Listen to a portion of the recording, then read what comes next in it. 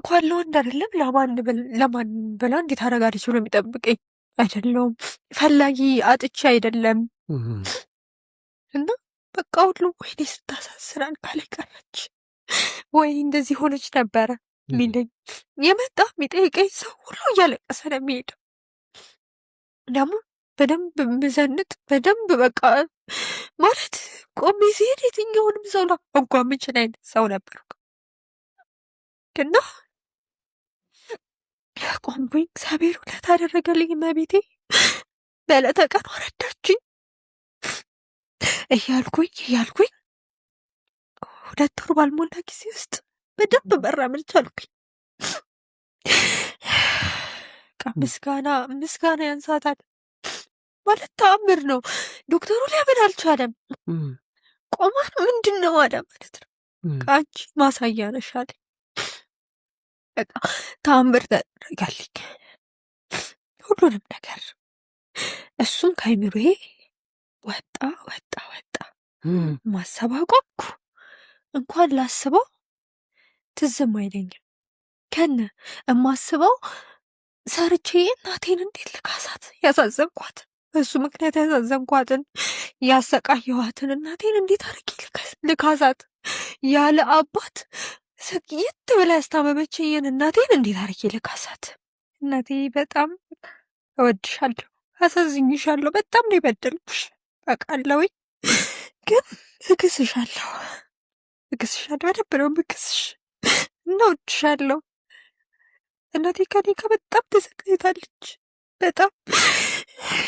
በጣም ነው የከሳችሁ። እኔን ስታስታምም እሷ ገዝታ ነበር ከእኔ እኩል እያለቀሰች ሳትጠየፈኝ ልክ እንደ አራስነቴ በዳይፐር ሁሉንም ነገር እየተቀበለችኝ በቃ አጥፍታለች።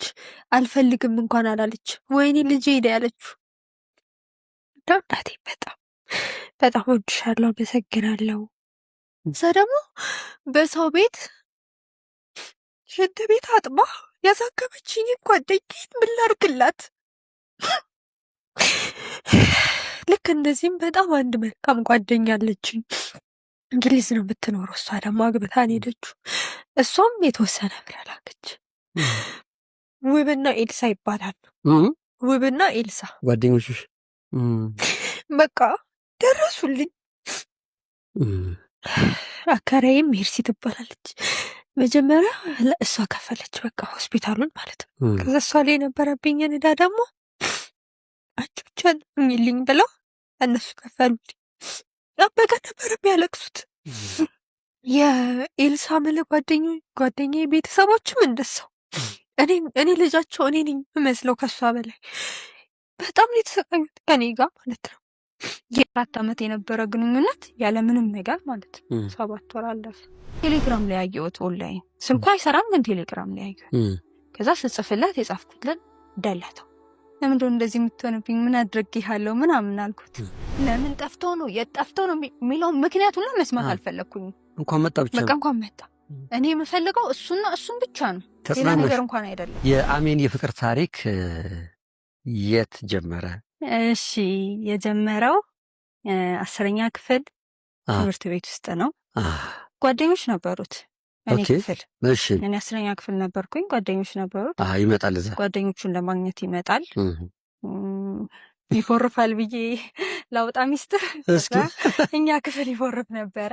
ከየት ወደ ሲንፍ ከሱ ክፍል እኛ ክፍል ይፎርፍ ነበረ። ከ9ኛ ክፍል 10ኛ ክፍል ይፎርፋል። አዎ በቃ ብዙ ጊዜ እንትን እንሆናለን፣ ፍሪ እንሆናለን ምናምን ነገር እና ፍሪ ስንሆን ይመጣል። ጓደኞቹ ይነግሩትና ማለት ነው።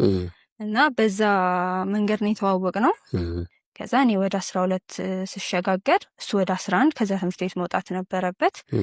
ከትምህርት ቤቶች ብቻ ሳይሆን ከአዳማ ወጣ፣ ወደ ሀረር ሄደ።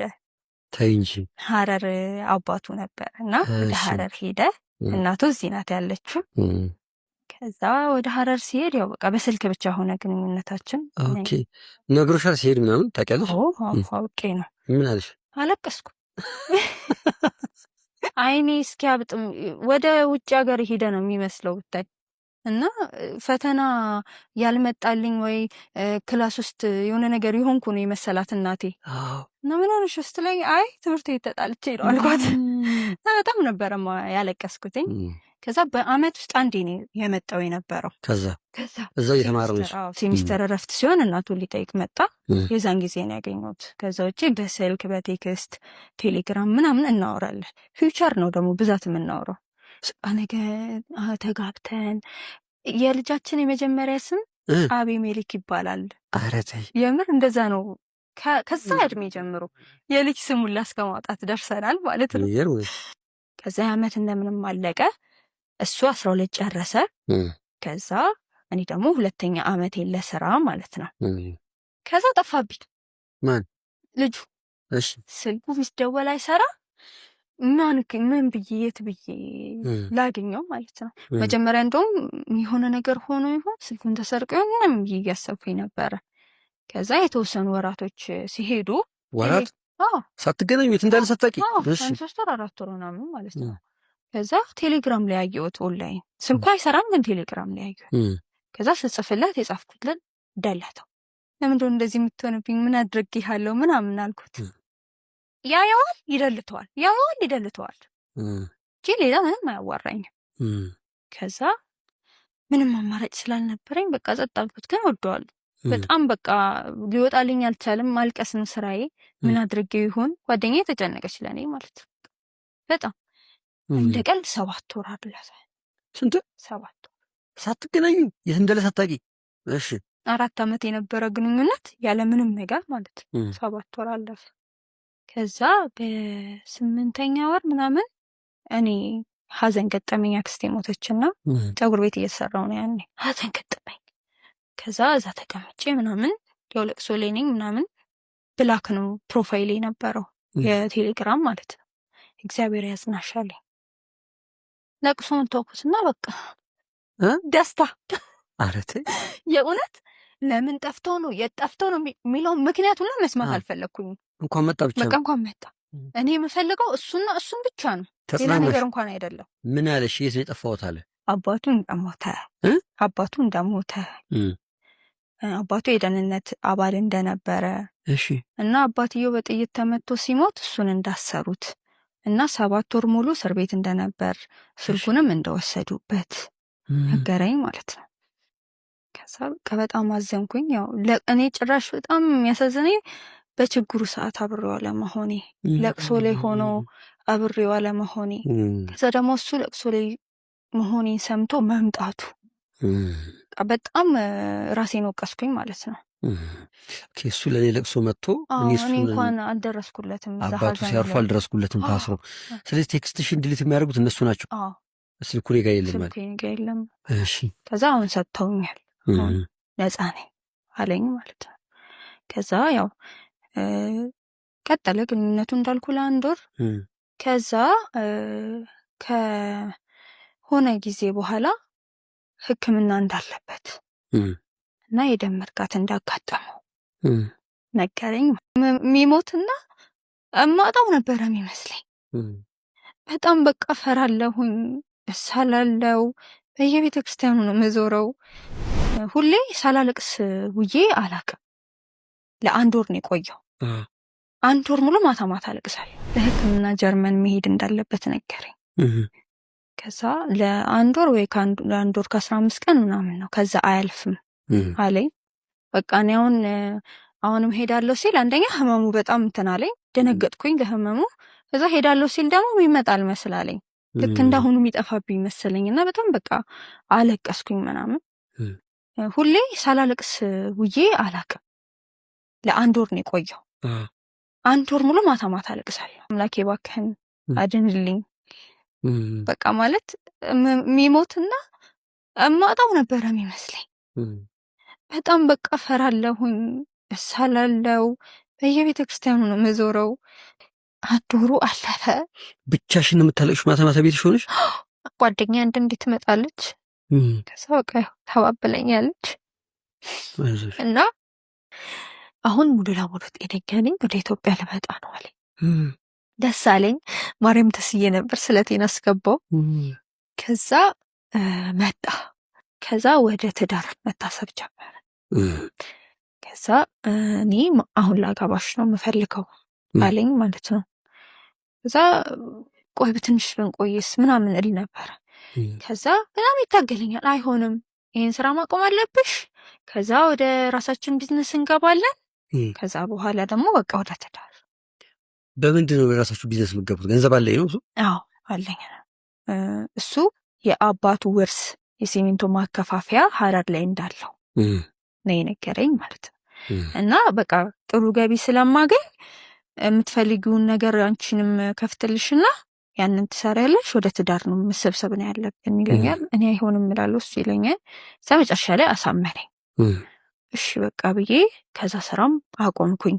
ቤት ተከራይቼ ነው እንዳልኩ የምኖረው እና በነዛ አመት ውስጥ የቤት እቃ በቃ እንደዚህ እየሰራው ማለት ነው እያጠራቀምኩ ቁብ እየጣልኩ የቤት እቃ ይናማልቻለሁ እና ከነበርኩበት ትንሽዬ ቤት ሰፋ ወዳለ ቤት ገብቻለሁ። ከዛ የሜካፕ መስራት ፍላጎት ነበረኝና ከዛ እኔ ሜካፕ ተመዘገብኩኝ። ከዛ እኔ ሜካፕ መማር ስጀምር ያው እሱ ሀረር አይደለ ስራው ይመላለሳል። ከዛ በፊት እኔ ፊት ስልክ የሚያወራ ልጅ እየተነሳ ይጫወራል፣ አጠገቢ ስልክ አያወራም። ግራ እየገባኝ መጣ። እስከዛ ጊዜ ትንሽዬ አሁን እንደዚህ አሁን ለምሳሌ ስልክ ቀኑ ሙሉ ያለ መደወል ስደውል አለማንሳት ምናምን እኔ መጥፎ ነገር አላስብም፣ አልተመቸውም። ከዛ ደግሞ በጣም ይጨነቃል። የሆነ ነገር ሆኖ ይሆን ምናምን እንደ እናት በቃ ስፍስፍ ብዬ ምናምን ነገር አለቅሳለሁ። አንዳንዴ ስልክ ካላነሳልኝ መቤት የሆነ ነገር ሆኖ እንዳይሆን እናቴ አደራሽን አደራ ብዬሻለሁ ምናምን ነገር ብዬ አለቅሳለሁ፣ ጸልያለሁ። እና የነገር እየከረረ ሲመጣ ግራ እየተጋባው መጣሁኝና ምንድን ነው እያልኩኝ መጠየቅ ጀመርኩኝ። ከዛ እሱም በቃ የሆነ አደባብሶ ነው የሚያልፈው ምናምን። አንዳንድ ጊዜ ደግሞ አሞኛል መምጣት አልችልም እና መርፌ ስለምወስድ እንደዚህ ሲያመኝ መርፌው ደግሞ ቤት ነው ያለው ይለኛል፣ ቀጥሮኝ ሲቀር ምናምን ማለት ነው። የት ቤት? አዲስ አበባ ወይስ ሀረር? እዚህ አዳማ ነው እኮ። እናቱ ሌላ ባል አግብታ ማለት ከአባቱ ውጭ ሌላ ባል አግብታ እየኖረች ነው። እዛ ነው እሱ ያለው። ሀረር ደግሞ ብቻውን እንደሚኖር እና ያው የሲሚንቶ ማከፋፈያ እንዳለው የአባቱን ቢዝነስ ማለት ነው። እና ደግሞ በእናቱና በአባቱ በሞተው አባቱ ስም መስታወት ፋብሪካ እንዳለ ያንንም እንደሚያግዝ ነው የማውቀው። ከዛ ግራ ገባኝና ስራም በቃ በሜካፑ ልጀምር ምናምን ስለው አይ ቆይ ይለኛል። ቆይ ተረጋጊ፣ አንደኝነታችንን የሰርጉን የሽምግልናውን ጣጣ ከጨረስን በኋላ ይለኛል። ከዛ ትንሽ ጊዜው ሲሄድብኝ አናልኩት። ምንድነው እየተፈጠረ ያለው ምንድነው ምናምን ስራ በቃ እሺ በዚህ ቀን ይላካል ብሎ ለየካቲት 7 ተቀጠረ። 2017 ነው 2018 መቼ? የካቲት 7 የካቲት 7 2018 ሽምግልና ይላካል። እሺ እንደሚቀር ሽምግልናው። ከዛ ማለት ህልሜ ህይወቴ ኤቭሪ በቃ የኔ ህይወት በሱ ውስጥ ነበረ። ሌላ ዓለም የለኝም። እኔ ያን ሰዓት ማለት ራሴን መቆጣጠር አቃተኝ እና አንስቼ መድኃኒት ቃምኩኝ። መድኃኒት ከቲክቶክ ላይ የሀይሌ ሪዞርትን ስልክ አወጣውኝ። ቲክቶክ ላይ ፈልጌ ስደውላቸው አዲስ አበባ ነው። እሺ አዳማን ፈልጌ ነው አልኳቸው። አዳማን ሰጡ። ስለ ሽምግልናው እያወራን እናቱ ሽምግልና ብቻ በቂ እንዳልሆነ የግድ ቀለበት ሊደረግ እንደሚገባ እንዳለችው ነገሬ። ጠዋት እኔ ጋር ሽምግልና ተገብቶ ማታ የራት ፕሮግራም እንዲኖር ማለት ነው። ከዛ እንደዛ ነው ሀሳቡ። ሆቴል ነው መሆን ያለበት የቀለበት ፕሮግራሙ አለኝ። እኔ ወጪ መውጣቱን አልፈለግኩት። እሱ የሚለው እናቴ የባለስልጣን ሚስት ነበረች፣ አባቱ ባለስልጣን የደህንነት አባል ነው። በሱ ምክንያት ብዙ ሰው ታውቃለች እና ሰውየው የደህንነቱ ልጅ እንዴት ያለ ሰርግ ያለ ቀለበት ያገባል ስለምትባል ስሟን ስለምትፈራ ግዴታ መደገስ አለበታል። እዛ የድግሱ ብር እኮ እኛ በጣም እንቋቋምበታለን አልኩት። እዛ አይ መቋቋሚያ ችግር የለውም ይሄ አያሳስብሽ ምናምን አለኝ። ምንም ማምጣት ስላልቻልኩኝ እሺ አልኩኝ። ሀይሌ ሪዞርት አዳማ የቀለበቱ ፕሮግራም ማታ ላይ እንዲደረግ ተወሰነ። ቅዳሜ ሽምግልናው ሊደረግ ሳምንቱ ሲቀረው አርብ ዕለት ኃይሌ እንሂድና እኛ ያሰብነውን ቦታ ላሳይሻለኝ። ከዛ ሄድንና አዳማ ኃይሌ ሪዞርት ነው። ከዛ ጋርደን አለው እና ጋርደኑን ነው የመረጥነው። እስቲ እዩ ምናምን ሲለኝ ያው ያምራል፣ ቆንጆ ነው ምናምን አልኩት እና የአንዳንድ ወጪዎች ምናምን ከሱፐርቫይዘሯ ጋር አወራን እዛ። ከዛ ሁሉንም አወራን፣ ሰማዋት ምናምን ሰማው ያወሩትን ምናምን። በቃ ከእናቴ ጋር መተን ስላየ ነው ነገ መተን እንከፍላለን ከእናቴ ጋር አለኝ ለእኔና ለሱፐርቫይዘሯ። እዚህ ጋር ግን አንቺ ለቤተሰቦችሽ ሽምግልና በዚህ ቀን ሊላክ ነው ብለሽ ለቤተሰቦችሽ ነገርሽ? መክፈሉን ማረጋገጥ ፈለኩኝ ለቤተሰቦችሽ ከመንገሬ በፊት። ከዛ ጠዋት ላይ 4 ሰዓት ምናምን አካባቢ ደወለል። ከዛ ከፍለናል አለኝ። ከሰዓት ዲጄ እና ዲኮር እናናገራለን እኔና አንቺ አለኝ ማለት ነው። እሺ ያልኩት፣ በቃ ቤት መጣና ወስድሻለሁኝ አለኝ። እዛ እሺ ያልኩት ምናምን። ከሰዓት ሆነ፣ ባይ አይደውልም፣ ባይ አይመጣም። ከዛ እኔ ደወልኩኝ ምናምን ግን አላነሳ አለኝ። ከዛ ትንሽ ቆይቶ ምናምን አነሳና ዛሬ መምጣት አልችልም፣ በቃ ነገ እናዋራለን ዲኮሩን ምናምን አለኝ። ከዛ የሆነ ቅር የሚል ነገር አለ አይደለ ውስጥ ቅር አለኝ። ከዛ እንዴ እስቲ ቆይ ይሄን ነገር ብዬ ከቲክቶክ ላይ የኃይሌ ሪዞርትን ስልክ አወጣውኝ። ቲክቶክ ላይ ፈልጌ ስደውላቸው አዲስ አበባ ነው። እሺ አዳማን ፈልጌ ነው አልኳቸው፣ አዳማን ሰጡ። ከዛ ከአዳማው ላይ ደግሞ የሱፐርቫይዘሯን ስልክ ስጡኝ ብዬ የእሷን ሰጡኝ። ደወልኩላት። የትናንትናዋ ሙሽራ ነኝ፣ ስልኩ እኮ አላነሳ ብሎኝ ነው፣ እሷ ጋር ነኝ ብሎኝ ነው አገናኘኝ አልኳት። ከዛ አረ አልመጣም እኮ ምን ሆናችሁ ነው እመጣለሁ ብላችሁ፣ እኔ ደግሞ ጋርደኑን አስፈቅጄ የላችሁ ምናምን አለች። አልመጣም ከቡን ያልኩት እሱ ሂጂ ከፍያለሁ ብሏል። ከቡን ያልኩት በቃ ከፍያለሁ ጨርሻለሁ ብሎኝ ነው የደወለልኝ። አላመንኳትም። ደወልኩለትና ለሱ አባት ከፈልክ አልኩት። ከዛ አዎ ብዬሻለሁ እኮ ሲለኝ አይ ልጅቷ አልከፈልክም አለችኝ አልኩት። ደውለሽ ነበር አለኝ። አዎ አልኩት። አይ እንዳትጨናነቂ ብዬ ነው፣ እጄ ላይ ትንሽ ብር አንሶኝ እሱን አሬንጅ ላድርግ ብዬ ነው ምናምን አለኝ። አመንኩት።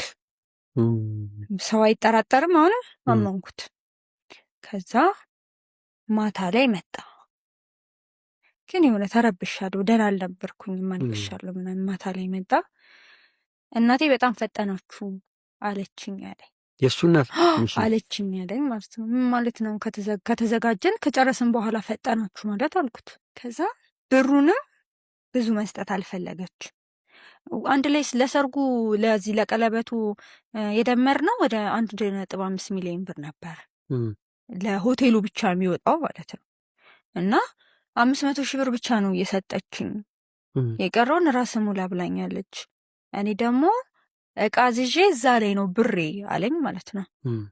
እዛ ያን ሰዓት ማለት ራሴን መቆጣጠር አቃተኝ እና አንስቼ መድኃኒት ቃምኩኝ።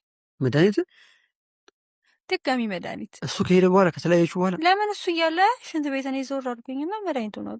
ምን እንዴት ተሰማሽ? እንደሚቀር ሽምግልን ነው። ከዛ ማለት ህልሜ ህይወቴ ኤቭሪ በቃ የእኔ ህይወት በሱ ውስጥ ነበረ። ሌላ ዓለም የለኝም እኔ እሱ ጋር ነው የኔ ዓለም። ከዛ እሱ ደግሞ ሽምግልናውን የሚያስቀር ነገር ነው እየነገረኝ ያለው። በቃ የሆነ ሰማይ ተደፋብኝ ነገር። ከዛ ሽንት ቤት ውስጥ ስወድቅ ነው የሰሙኝ። ከዛ አከራዬ ነበረች። አከራዬ በጣም መልካም ሰው ናትና ሰማችና ስትመጣ እኔ አረፋ ደፍቄያለሁ። ሰው ወተት አጠጣችኝ ምናምን። ከዛ ሆስፒታል ሄድኩኝ። ማርከሻ ምናምን ሰጡኝና መለስ አልኩኝ ወደ ራሴ ማለት ነው። እሱ ነበረ እዛ። በቃ እሱም ምን እያረግሽ ምን ማድረግሽ ነው ምናምን አለ። ከዛ በቃ ኬትም አምጥቼ እንደግሰዋለን አለኝ ማለት ነው።